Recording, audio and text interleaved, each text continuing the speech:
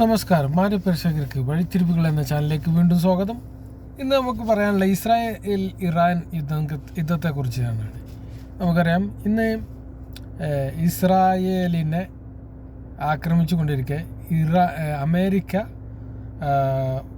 മുന്നറിയിപ്പ് കൊടുത്തുകൊണ്ട് ഇറാൻ്റെ ആണവ കേന്ദ്രങ്ങളെ അറ്റാക്ക് ചെയ്യുന്ന ഒരു സ്ഥിതിവിശേഷം ഉണ്ടായി.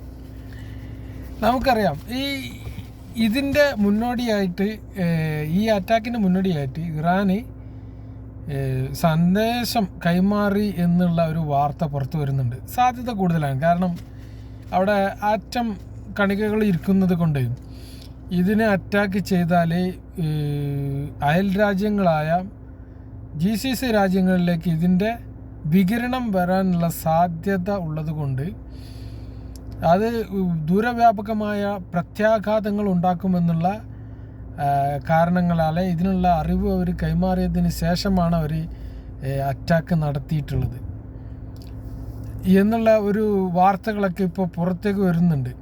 സാധ്യത കൂടുതലാണ് അങ്ങനെ സംഭവിക്കാനുള്ള. കാരണം ഇപ്പോൾ ഉള്ള ഇതിൻ്റെ അടിസ്ഥാനത്തിൽ നോക്കുകയാണെങ്കിൽ വികിരണങ്ങളൊന്നും അവിടെ സംഭവിച്ചിട്ടില്ല. അതിനർത്ഥം ഒന്നുകിൽ ആ അറ്റാക്ക് അതിൻ്റെ ആഴങ്ങളിലേക്ക് എത്തിയിട്ടില്ല എന്നുള്ളതാണ് ഒരു കാര്യം. മറ്റൊന്ന് പറയുകയാണെങ്കിൽ, ഇത് അറ്റാക്ക് ചെയ്യപ്പെടുന്നതിന് മുന്നോടിയായിട്ട് ഇറാന് അവർ പറയുന്ന 500 കിലോയോളം 500 കിലോയോളം അവർ സംഭരിച്ചു വെച്ചിട്ടുണ്ട്. സെൻട്രിഫ്യൂജുകളുടെ സഹായത്താൽ 90% ആണവ സമ്പുഷ്ടീകരണം നടത്തി 500 കിലോയോളം അവർ സംഭരിച്ചു വെച്ചിട്ടുണ്ട്. ഇത് അവിടെ നിന്ന് മാറ്റുക എന്നുള്ളത് ഇറാനെ സംബന്ധിച്ച് നിസ്സാരമായ കാര്യമാണ്. അവർ ഉണ്ടാക്കി വെച്ച സാധനമാണല്ലോ. അവിടെ നിന്ന് എടുത്ത് മാറ്റുക എന്നുള്ളത് അവരെ സംബന്ധിച്ച് നിസ്സാരമായ കാര്യമാണ്. പിന്നെ അവിടെ അതിനുള്ള ട്രക്കുകൾ വന്ന് നിൽക്കുന്നതായിട്ടുള്ള ഉപഗ്രഹ ചിത്രങ്ങളും പുറത്തു വന്നിട്ടുണ്ട്. അപ്പോൾ ആ സാധനം അവരവിടെ നിന്ന് മാറ്റി. പിന്നീട് സംഭവിച്ചത് അറ്റാക്ക് സംഭവിച്ചതിന് ശേഷം പിന്നീടുള്ളത് ഭീഷണിയാണ്. ഇറാന് പ്രത്യാക്രമണം നടത്തിയ കടുത്ത പ്രത്യാക്രമണം അമേരിക്ക അഴിച്ചുവിടുമെന്നുള്ള ഒരു വാഗ്ദാനം അവർ നടത്തി. അതിനുശേഷം ഇന്നലെ വൈകിട്ട് ഈ ഖത്തറിനെ അവർ ആക്രമിച്ചു. GCCയിൽ അവർക്ക് 18ഓളം കേന്ദ്രങ്ങളുണ്ട് ഈ അമേരിക്കക്ക്. സൗദി, ബഹ്റൈൻ, കുവൈത്ത്, ഇറാഖ്, അങ്ങനെ എല്ലാ സ്ഥലങ്ങളിലേക്കും. പക്ഷെ അവർ ആക്രമണം അഴിച്ചുവിട്ടത് ഇറാഖിലേക്കും ഈ ഖത്തറിലേക്കും മാത്രമാണ്. അതിനൊരു കാരണമുണ്ട്. ഈ ഖത്തറിലേക്കും ഇറാഖിലേക്കും അഴിച്ചുവിടാൻ ഒന്നാമത്, ഖത്തറിൽ എല്ലായിടത്തെ പൊതുജനങ്ങളെ അപേക്ഷിച്ച് നോക്കുകയാണെന്നുണ്ടെങ്കിൽ ഇറാഖിലുള്ള പൊതുജനങ്ങൾക്കാണ് അമേരിക്കയോട് ഏറ്റവും അധികം രോഷമുള്ളത്. കാരണം ഈ ഒരു അമേരിക്കയുടെ അധിനിവേശത്താൽ അത്രയും കെടുതി അനുഭവിച്ച ഒരു രാജ്യമാണ് ഇറാഖ്. അപ്പോൾ അവരെ അറ്റാക്ക് ചെയ്താൽ പൊതുജനങ്ങളുടെ ഒരു സപ്പോർട്ട് അവിടുന്ന് കിട്ടും എന്നുള്ളത് ഇറാന് നന്നായിട്ടറിയാം. അത് അവിടെയുള്ള പൊതുജനങ്ങളുടെ ആഘോഷം കണ്ടാൽ നമുക്കത് മനസ്സിലാവുകയും ചെയ്യും. രണ്ടാമതായിട്ട് ഖത്തറിനെയാണ് GCCയിൽ അവർ തിരഞ്ഞെടുത്തിട്ടുള്ളത്. താരതമ്യേന ഇറാനോട് പിന്നെ ചേർന്ന് നിൽക്കുന്ന ഒരു സ്ഥലമാണ്. കടലിൽ ഏറ്റവും അടുത്തായിട്ട് കിടക്കുന്ന സ്ഥലം. എന്നാൽ അതുപോലെ തന്നെ അടുത്ത് നിൽക്കുന്ന വേറെയും ക്യാമ്പുകൾ ഉണ്ടെങ്കിലും കൂടി ഖത്തറിനെ അറ്റാക്ക് ചെയ്യാനുള്ള ഒരു കാരണം ഇവരെല്ലാം അന്നം മുട്ടുമെന്നുള്ള ഒരു വസ്തുത അവിടെ ഉണ്ട് എന്നുള്ളതാണ്. ഒന്നാമതായിട്ട് അതിൻ്റെ ഒരു മെയിൻ കാരണം ഒന്ന്, മറ്റുള്ള GCC രാജ്യങ്ങളിലെല്ലാം അവർ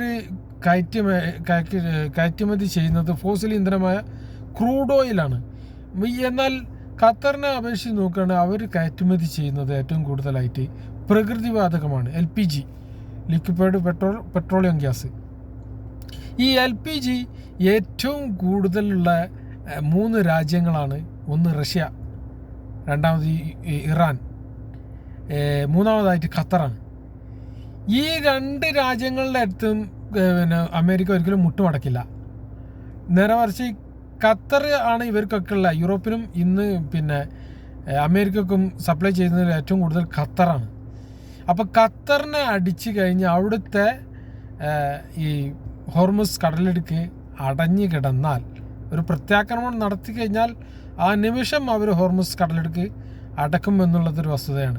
അങ്ങനെ അടച്ചു കഴിഞ്ഞാൽ പ്രകൃതിവാതകത്തിന് വല്ലാതെ മുട്ടുവരും എന്നുള്ളതൊരു വസ്തുതയാണ്. ഇത് പിന്നീടുള്ളത് അവർക്ക് ഈ മറ്റേ ഓസ്ട്രേലിയയിലാണ്. ഓസ്ട്രേലിയയിൽ നിന്ന് ഒരു കപ്പൽ പുറപ്പെട്ട് ഇവിടെ എത്തണം എന്നുണ്ടെങ്കിൽ അത്രയും ദിവസങ്ങളെടുക്കും. 2 മാസം 3 മാസമൊക്കെ എടുക്കും ഒരു കപ്പൽ ഓസ്ട്രേലിയയിൽ നിന്ന് അമേരിക്കയിലും അല്ലെങ്കിൽ യൂറോപ്യൻ രാജ്യങ്ങളിൽ എത്തിപ്പെടാൻ. അത്രയും ദൂരമുണ്ട്. അത് അവർക്ക് ഇതിനുള്ള ചെലവ് കൂട്ടും. അതാണ് അവർ ഖത്തറിനെ തിരഞ്ഞെടുക്കാനുള്ള ഒരു കാരണം. അവർക്ക് അവരുടെ അന്നം മുട്ടുന്ന ഒരു സ്ഥലത്തേക്കാണ് അവർ ആക്രമണം നടത്തിയത്. പ്രത്യാക്രമണം അവർ നിർത്തിവെക്കാനും കൂടുതൽ അമേരിക്ക ഇതിലേക്ക് ഇൻവോൾവ് ആകാതിരിക്കാനുള്ള ഒരു പ്രധാന കാരണം ഈ LPGയുടെ ഖത്തറിലുള്ള ഒരു സാന്നിധ്യം തന്നെയാണ് എന്നുള്ളതാണ് വസ്തുത. മറ്റൊരു ക്രൂഡ് ഓയിൽ അവർക്ക് വേറെ രാജ്യങ്ങളിൽ നിന്നും കിട്ടാനുള്ള മാർഗങ്ങളുണ്ട്. പക്ഷേ LPG അത് അവരെ തളർത്തിയിട്ടു, അമേരിക്കയെ തളർത്തിയിട്ടു എന്നുള്ളതാണ് വസ്തുത. ഇത്രയും പറഞ്ഞുകൊണ്ട് നിർത്തുന്നു. ചാനൽ സബ്സ്ക്രൈബ് ചെയ്യുക, ലൈക്ക് ചെയ്യുക, ബെല്ലൈക്കൺ അമർത്തുക. നന്ദി, നമസ്കാരം.